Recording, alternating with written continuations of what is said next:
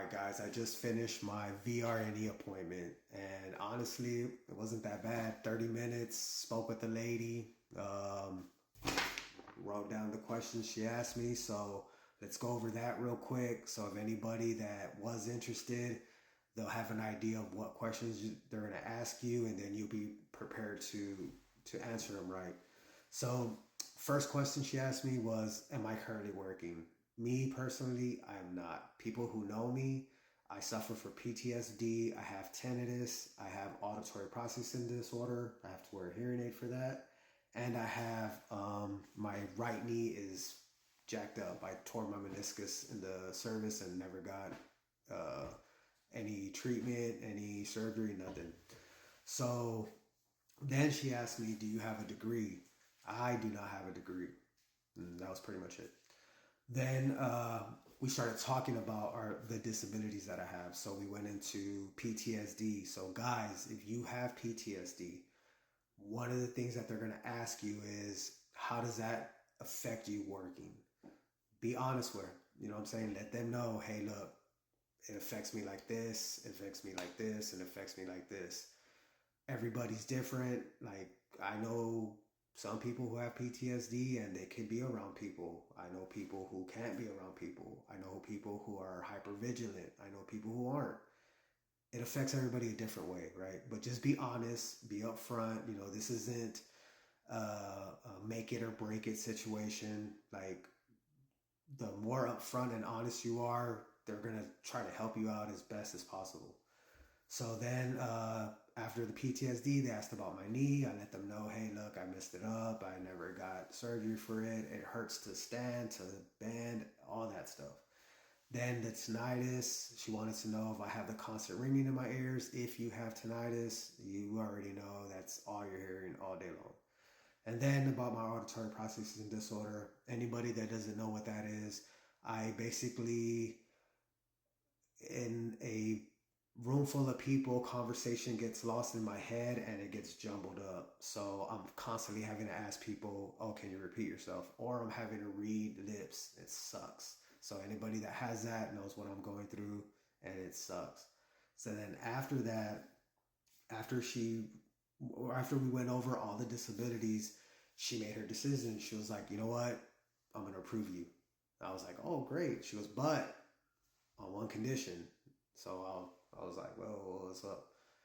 So this might be something that you guys that have PTSD might need to be prepared for. So what they're going to do is they're going to have me like on a trial basis. So I'm going to be able to start school for one semester.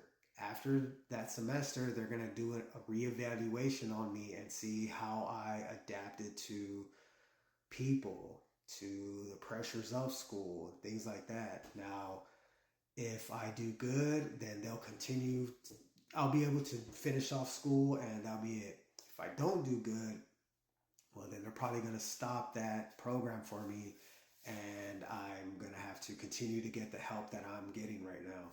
So I will let you know how that works out for myself, but you know, we'll see at a later time.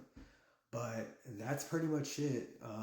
It's not a difficult process at all, guys. The only thing I will tell you, and this is crucial, apply for it now, because it took me 2 months to get the appointment, and that's how the VA is. Everybody that does VA shit, they already know you're gonna have to wait. So I filled this out in September. Today's November 14th. I just had my interview today. If you need help finding it, it's at the VA website, va.gov. Once you go there, type in VR&E in the search bar. VR&E will come up, and it's just like kind of putting in a claim. You're going to click start application and then fill it out. It's easy, real easy. I can do it, you can do it.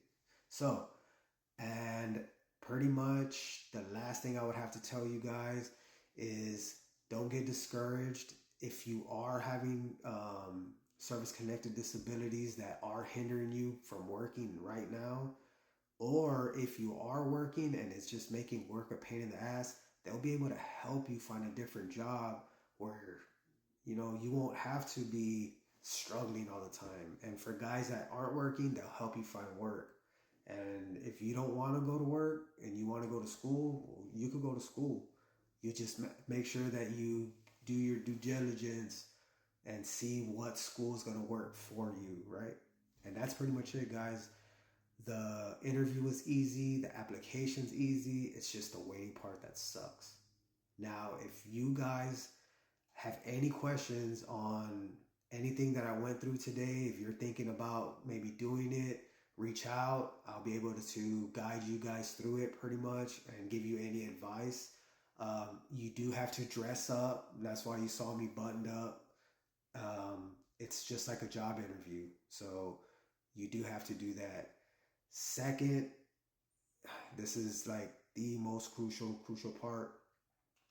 If you guys have these service-connected disabilities, right, make sure that you guys are getting the help that you need. It's going to go a long way to getting approved for the VR&E. If you have PTSD and you're having no treatment, no nothing, that's kind of a red flag for them. Now, I'm not saying you won't get approved, but your chances are way better if you are getting the help you need, okay? So, if you guys need any help, reach out to me. If there's anything you guys need for me to kind of look into for you guys, if you have questions about certain things like claims and stuff like that, I could give you whatever resources I could get into to show you or put you in the right, put you with the right person to get these claims and things like that done. So just reach out to me if you guys need any help. But other than that, it's an easy process and it's money, man. If you guys are struggling for work, struggling to put food on your table, this is a way you could bring in $1,000 at least a month. So check it out. If you know, especially if you have a family. I have a family of 4, so I mean, it's, you know what I'm saying, they're gonna pay me a little over $1,000 a month to go to school. So look into that. Later.